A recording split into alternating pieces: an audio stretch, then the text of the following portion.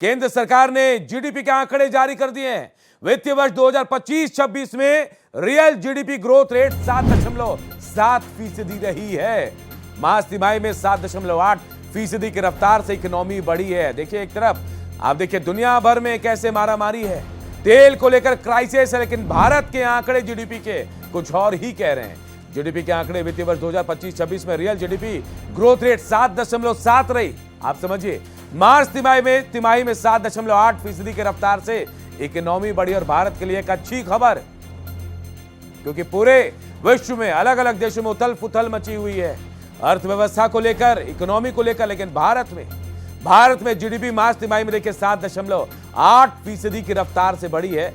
केंद्र सरकार ने जीडीपी के आंकड़े जारी कर दिए और ये आंकड़े राहत देने वाले, ये आंकड़े बहुत सुकून देने वाले। वित्तीय वर्ष 2025-26 में रियल जीडीपी ग्रोथ 7.7 बताया जा रहा है। आदित्य द्विवेदी हमारे से इस खबर पर हमारे साथ जुड़ गए हैं। आदित्य, कहीं ना कहीं ये जीडीपी ग्रोथ रेट राहत भरी है। आपने देखा मिडिल ईस्ट में क्या चल रहा है इस वक्त, पूरे विश्व में त्राहिमाम मचा हुआ है तेल को लेकर, क्रूड ऑयल को लेकर। उस बीच ये भारत के जीडीपी जो है 7.7 रही, जो 2025-26 की बताई जा रही है। इसके अलावा 7.8 के मार्च तिमाही के रफ्तार से बढ़ी है। ये कहीं ना कहीं राहत वाली बात है।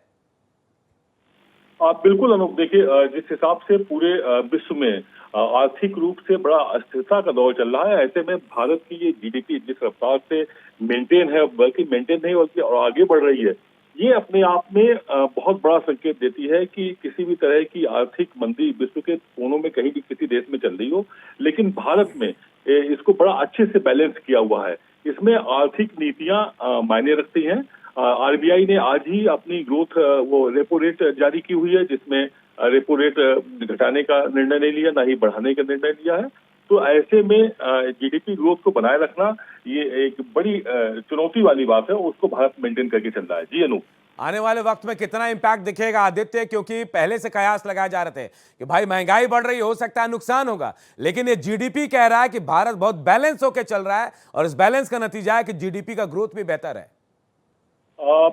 बिल्कुल, आने वाले समय में जो अंदाजा आरबीआई की जो आज बैठक हुई है अनूप, उसमें जीडीपी की ग्रोथ को थोड़ा सा कम आंका गया है, क्योंकि हो सकता है कुछ इम्पैक्ट भारत पर पड़े, लेकिन जिस तरह की रिपोर्ट ये सामने आई है उससे इतना तो साफ हो गया है कि भारत इन सब चीजों से बहुत ज्यादा प्रभावित नहीं हो रहा है, बल्कि कहीं ना कहीं कुछ ना कुछ कदम आगे बढ़ा रहा है। जी अनूप, चलिए, बहुत बहुत शुक्रिया इस तमाम जानकारी के लिए आदित्य।